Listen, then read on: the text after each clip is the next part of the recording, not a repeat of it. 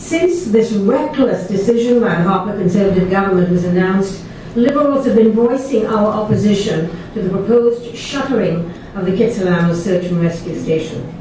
This station is the front line for safety on the waters of British Columbia's lower mainland, and is the focal point for safety for Canada's busiest marine port. If this service is gone, response times will increase significantly and Canadian lives will be put at risk. This is a dangerous disregard for the people of coastal communities, for their safety and their way of life. The government says it will be relying on a partnership with the Royal Canadian Marine Search and Rescue volunteers.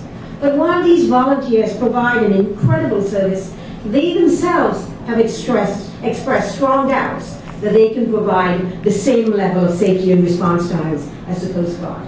The recent announcement of an inshore rescue boat station will not fix the dangerous closure of the Kitsilano station.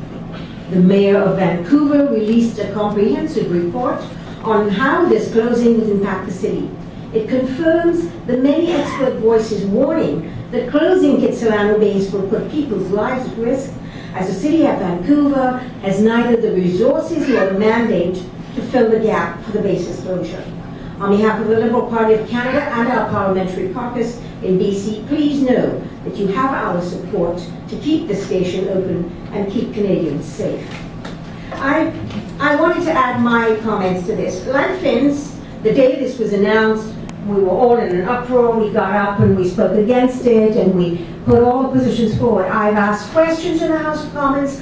I have tabled almost 2,100 signatures from people here in Vancouver Centre and in the Lower Mainland petitioning the government to stop the closure.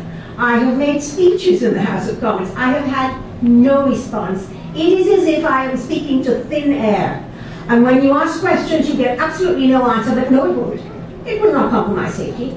You know, not trust us. We know, even when, as you heard from John, internal reports say that this is a risky thing to do. I think one of the most important things is that even the boat that's being put together is being put together in the summer months.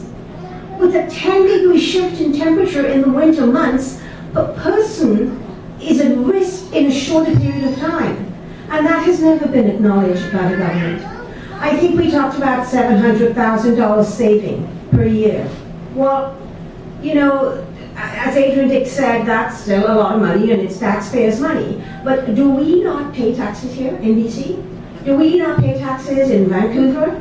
Do we not ask that those taxes go to protecting the public and safeguarding the public and to public things that assist the public and the citizens of Canada to have better lives? That's what taxes go for, whether it's transportation hubs or roads or bridges or whatever.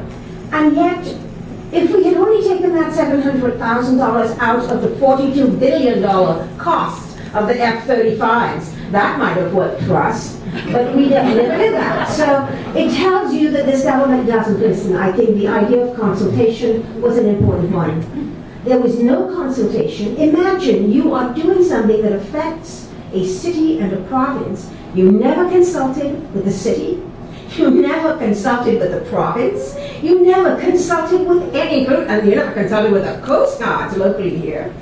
This is what I consider to be an absolute blatant disregard for anyone's opinions, for the safety of British Columbians, and I hope that you will continue to keep signing, and we, Finn and I, will keep depositing those petitions. I'm hoping that there's something else we can do, because I hate to be negative, but I'm not holding my breath for the government of Canada to listen to anything that we are saying at the moment. So hopefully we can find a way to make them listen, and I don't know what it is, whether it's to take a flotilla and sail all the way up the Northwest Passage and come back down and come up the Ottawa River and say, here we are. I have no idea. But it is the petitions alone, these rallies alone have fallen on their effect. Thank you very much.